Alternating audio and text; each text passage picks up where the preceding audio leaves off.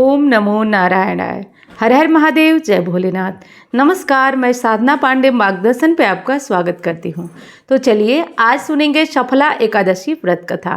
महाराज युधिष्ठिर ने पूछा, हे जनार्दन, पौष कृष्ण पक्ष के एकादशी का नाम क्या है? इस दिन कौन से देवता का पूजन किया जाता है? उसकी विधि क्या है? कृपया मुझे बताइए।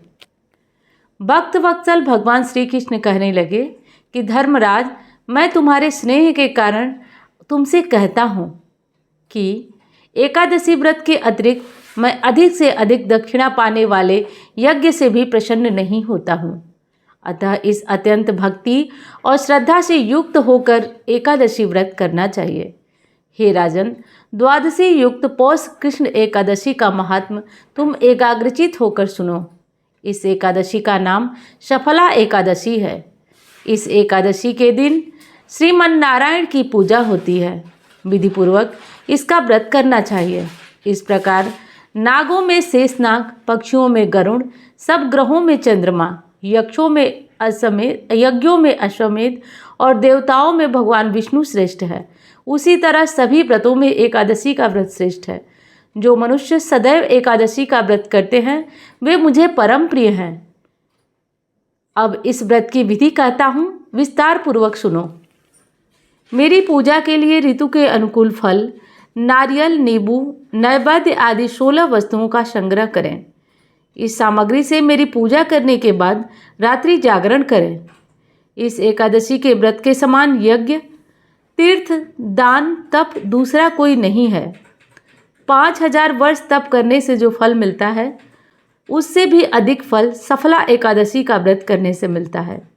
अतः हे राजन, अब आप इस एकादशी की कथा सुनिए। चंपावती नगरी में एक महिष्मान का नाम का राजा था, जिसके 4 पुत्र थे। उन सब में लुम्पक नामक बड़ा पुत्र महापापी था। वह पापी सदा पर स्त्री और वेश्यागमन तथा दूसरे बुरे कामों में अपने पिता का धन नष्ट किया करता था। सदैव ही देवता, ब्राह्मण, वैष्णव की निंदा किया करता था। अब राजा को अपने बड़े पुत्र के ऐसे कुकर्मों का पता चला तो उन्होंने उसे अपने राज्य से बाहर निकाल दिया। तब वह विचारने लगा कि कहाँ जाऊँ, क्या करूँ। अंत में उसने चोरी का निश्चय किया। दिन में वन में रहता था और रात्रि को अपने पिता की नगरी में चोरी करता था तथा राजा को तंग करने और उन्हें मारने का कुकर्म करता था। कुछ समय पश्चात सारी नगरी भयभीत हो गई। वह वन में रहकर पशु आदि को मारकर खाने लगा। नागरिक और राज्य के कर्मचारी उसे पकड़ लेते, किंतु राजा के भय से उसे फिर छोड़ देते। वन के एक अति प्राचीन विशाल पीपल का वृक्ष था। लोग उसकी भगवान के समान पूजा करते थे। उसी वृक्ष के नीचे वह महापापी लुम्पक रहा करता था। इस वन को लोग देवताओं की क्रीड़ा स्थली मानते थे। कुछ समय पश्चात पौष कृष्ण की दशमी के दिन वह वस्त्रहीन होने के कारण शीत के चलते सारी रात्रि सो नहीं सका। उसके हाथ पैर अकड़ गए। सूर्योदय होते होते वह मूर्छित हो गया।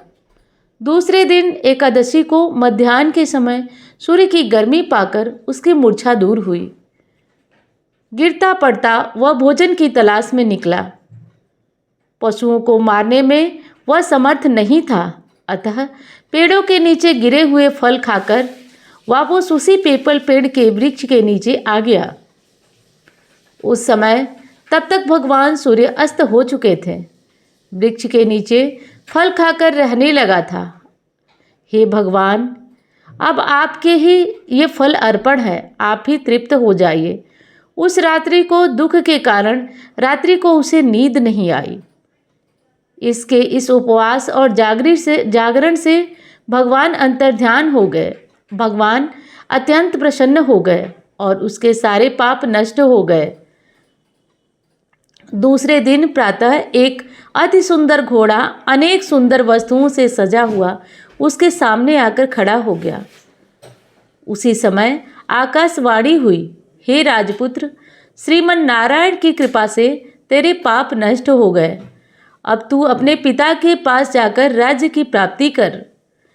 ऐसी वाणी सुनकर अत्यंत वह प्रसन्न हुआ और दिव्य वस्त्र धारण करके भगवान की जय हो कहकर अपने पिता के पास गया। उसके पिता ने प्रसन्न होकर उसे समस्त राज्य का भार सौंप दिया और वन का रास्ता स्वयं पकड़ लिए। अब लुम्पक शास्त्रानुसार राज्य करने लगा। उसके स्त्री पुत्र आदि का सारा कुटुंब भगवान नारायण का परम भक्त हो गया। वृद्ध होने पर वह भी अपने पुत्र को राजभार सौंपकर वन में तपस्या करने चला गया और अंत समय में वैकुंठ को प्राप्त हुआ। अतः जो मनुष्य इस परम पवित्र सफला एकादशी का व्रत करता है उसे अंत में मुक्ति मिलती है।